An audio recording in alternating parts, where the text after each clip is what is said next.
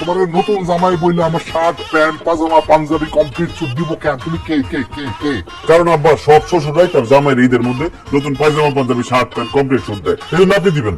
সবাই দিতে পারে, আমি তোমার একটা সুতাও দিব না। যাও যাও যাও যাও যাও।